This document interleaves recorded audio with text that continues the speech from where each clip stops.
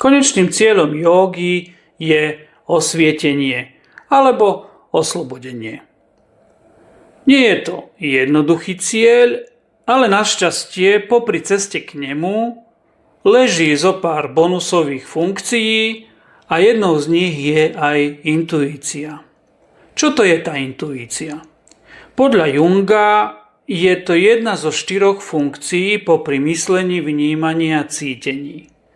Už tu vidíme, že Jung rozlišuje medzi cítením a intuíciou.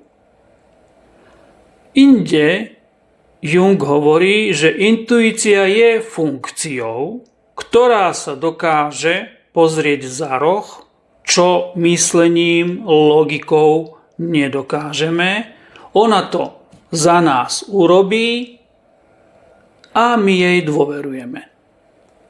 Dôvera alebo viera je to kľúčové, čo s intuíciou súvisí. Keďže intuícia sa hýbe v inej rovine, ako je myseľ, musí tam byť nejaká dôvera k tomu, čo nám tá intuícia prináša za informáciu.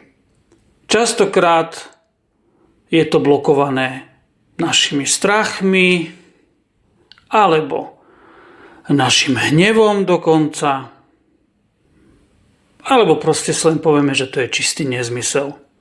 A napriek tomu to urobíme a v konečnom dôsledku zistíme, že dobre sa stalo. Intuícia častokrát od nás vyžaduje také vykročenie do prázdna. S dôverou, že to nejako ideálne dobre dopadne. Kundalini yoga má k intuícii veľmi pozitívny, konštruktívny vzťah, pretože hlavným zameraním pohľadu pri kundalini joge je pohľad do bodu medzi obočím. Hovorí sa mu tiež bod tretieho oka.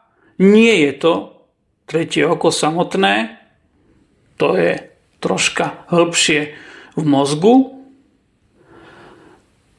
ale naozaj s ním veľmi, veľmi súvisí.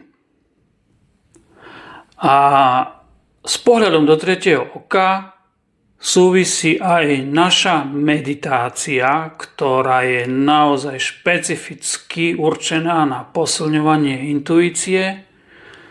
Je to Kirtan Kriya verzia 2. Kto chce vedieť viac, páči sa na ďalšie video.